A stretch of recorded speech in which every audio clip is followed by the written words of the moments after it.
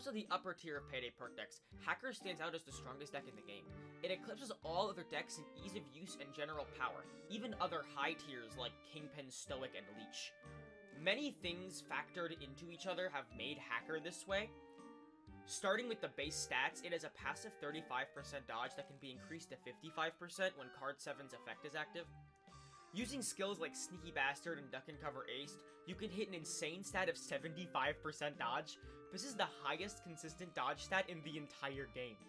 The impact high dodge makes cannot be understated to any perk deck. The higher the percentage of dodge, the more impactful the smaller percents become. For an extreme example, 98 to 99% dodge halves the amount of shots you can take, while 1 to 2% is almost unnoticeable. When compared to Rogue's 70% dodge, the extra 5% from Hacker makes the expected number of shots to get hit 3 times go from 10 to 12. The other base stat Hacker has is a random 20% health boost. There's no clear reason on why it has this stat. It's kind of dumb, but it does actually do something. You heal a health shot from full faster, only having to heal 174 HP instead of 220. And with a 10% damage reduction skill like Quick Fix Aced, you can take a light and a heavy shot to HP. Due to still having a higher HP stat, you also heal faster from Hostage Taker if you are using the skill, which, given how well Hacker synergizes with things like Jokers, some builds do take it. The major part of Hacker's power, though, comes from its unique throwable, the Pocket ECM.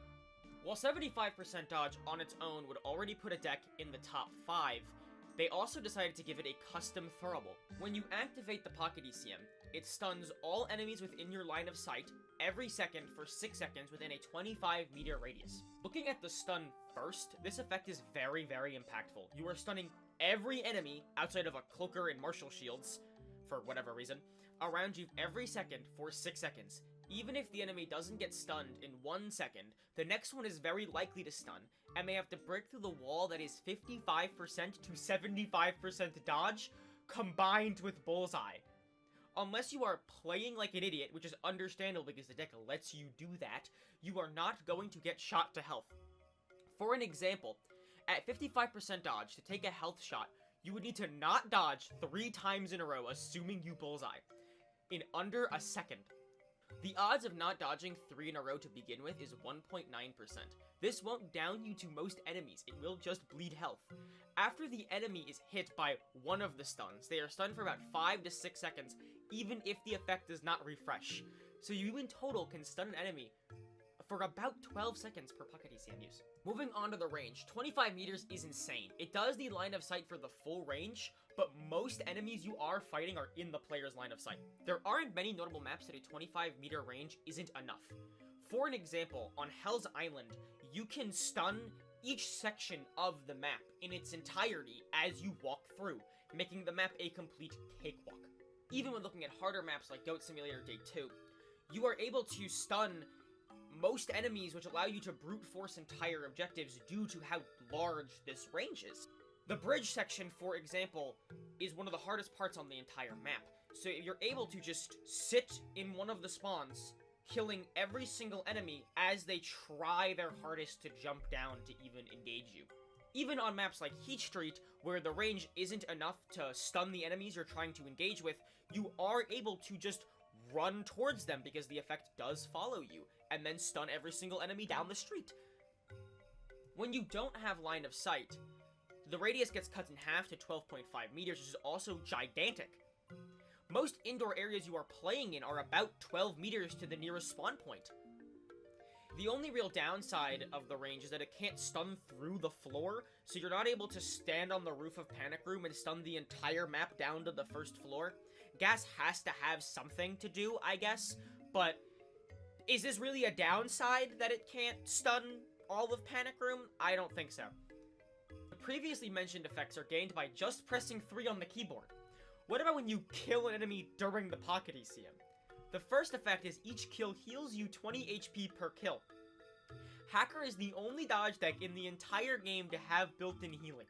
To compare it to another dodge deck, Rogue, a deck that is basically just dodge, has less total dodge than Hacker and no built-in healing.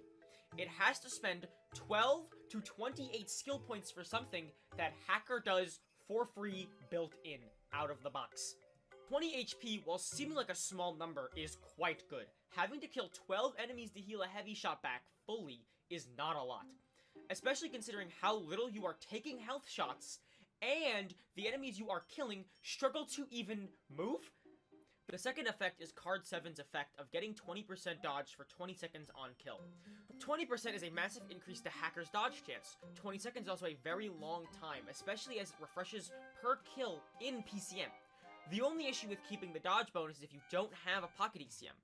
This, however, is not a big deal due to Hacker's cooldown. The pocket ECM has an 100-second cooldown that each kill reduces it by 6.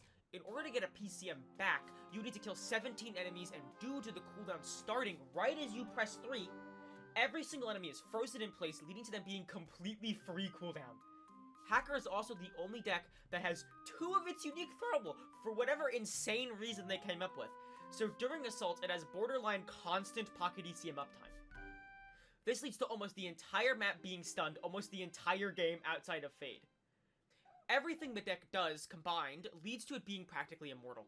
Nothing outside of actually deranged plays that would get you locked up for doing will down you. Hacker also combos extremely well with the standard health-based damage skills like Overkill and Crit. Combine this with the fact that you can also just take Double Joker, Revenant, Fax, Commando 101 with ammo bags. Hacker becomes a tool in which good players will never ever fail, and there's nothing you can really do about it. With everything that makes Hacker so strong, it leads to 2 major problems. The first one is that nothing Hacker does is inherently very difficult. A deck that is so strong it becomes press 3 to win is something that shouldn't even leave the playtesting phase of development. While super strong gear is acceptable, especially when it enhances the power fantasy that Payday gives you, a tool like Hacker exists in the game as it goes so far over the line while being super easy. The fact that it's extremely strong and very easy to use leads to tons of people using it. You are not unlikely to find a Hacker in 70% of the games you join. This leads into the second major problem. It removes the game for every single player in the lobby. Due to Hacker stunning most cops, it removes the ability for them to act, which removes half of the gameplay. If no player in the lobby really has to respect the enemies, why not just play any other game? Due to the commonality of Hacker players, you can have entire days where the cops rarely shoot at you, or even move at all. The only good part is that most people who are playing the deck aren't able to fully keep the pocket ECM uptime almost the entire game. This isn't fully their fault. The deck holds your hand so much it might as well carry you to the heist completion screen. As a lobby host, you really can't kick people for playing the deck because it's in the game. The developers allowed for this tool to exist. It's not their fault they're using the tool. It's not a crime to really play overpowered gear. Hacker in its current state cannot exist, but the challenge of balancing it is the only way to nerf it is to hurt the consistency, which ruins the major fun factor for most people who enjoy the deck. Personally, I find the route of lowering the dodge percentage while also decreasing the cooldown reduction on kill from 6 to 3 seconds and removing the free healing of the deck would keep the core design while bringing it more in line with the rest of the game. The issue with balancing Hacker, though, is that you can't change the problem, which is the pocket ECM. Because you can't change the mass stun the pocket ECM has because that hurts consistency and hurts the deck's general gameplay loop for people who do enjoy the deck. Overall, Hacker is an incredibly poorly designed perk deck down to its core.